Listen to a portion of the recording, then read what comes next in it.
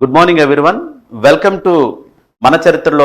ఈ ఎపిసోడ్లో మనం బ్రాహ్మణాస్ గురించి తెలుసుకుందాం. అయితే మనం ఇంతకు ముందు చెప్పుకున్నట్టు వేద సాహిత్యాన్ని రెండుగా వర్గీకరించారు, శృతి సాహిత్యం మరియు స్మృతి సాహిత్యం. అయితే ఈ శృతి సాహిత్యంలో 4 వేదాలతో పాటు మనకి బ్రాహ్మణాలు, అరణ్యకాలు, ఉపనిషత్తులు ఉన్నాయని మనం చెప్పుకున్నాం.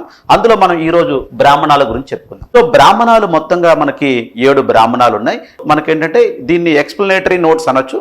అంటే ఇవి క్లియర్ కట్గా వేదాల గురించి చెప్తాయి. అయితే ఈ 7 బ్రాహ్మణాలు ఏ వేదాలకు ఎలా సంబంధించే మనం తెలుసుకుందాం. అయితే మనకి ఐతరేయ బ్రాహ్మణ, కౌశితాకి బ్రాహ్మణ, ఈ 2 బ్రాహ్మణాలు ఋగ్వేదకు సంబంధించినవి.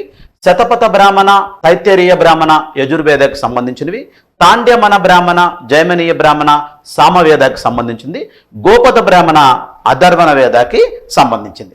అయితే మనకి ఇందులో ముఖ్యంగా మనం ఐతరేయ బ్రాహ్మణాన్ని ఐతరేయ అనే ఋషి సంకలనం చేయడం జరిగింది. అయితే ఐతరేయ బ్రాహ్మణ నుంచి మనకు వస్తున్నటువంటి సమాచారం, ఇన్ఫర్మేషన్ ఏంటంటే ఐతరేయ బ్రాహ్మణ దక్షిణ భారతదేశంలో ఉండే కొన్ని గిరిజన జాతుల గురించి ప్రస్తావించినట్టు మనకు తెలుస్తుంది. అవి ఏంటంటే కళింగ, ముతిబ, సవర ఇలాంటి జాతుల గురించి అందులో పేర్కొనబడింది. అంతేకాకుండా ఆంధ్ర అనే పదం మొట్టమొదటిగా మనకు ప్రస్తావించినటువంటి బ్రాహ్మణ ఏదంటే ఐతరేయ బ్రాహ్మణ.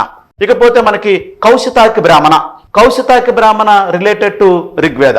మనకి ఈ కౌశితాకి బ్రాహ్మణలో మనకి సోమక్రతువు గురించి చెప్పబడింది.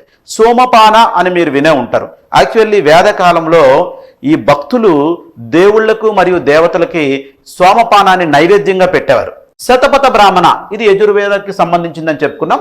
శతపథ బ్రాహ్మణలో మనం ముఖ్యంగా చెప్పుకోవాల్సింది ఏంటంటే ఇందులో మనకి యజ్ఞ యాగాల గురించి చెప్పబడిందమ్మా. ముఖ్యంగా రాజసూయ, వాజపేయ యాగాల గురించి చెప్పబడింది.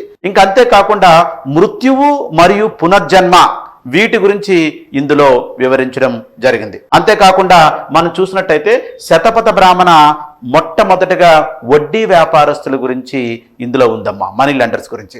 ముఖ్యంగా కుసీదిన్ అనే వడ్డీ వ్యాపారస్తుల్ని ఇందులో మెన్షన్ చేయబడింది.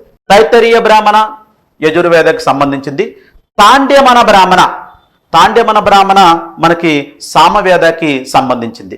మనం తాండ్యమన బ్రాహ్మణ చూసినట్టయితే తాండ్యమన బ్రాహ్మణ వ్రత్యస్తోమ అనే క్రతువు గురించి చెప్తుందమ్మా.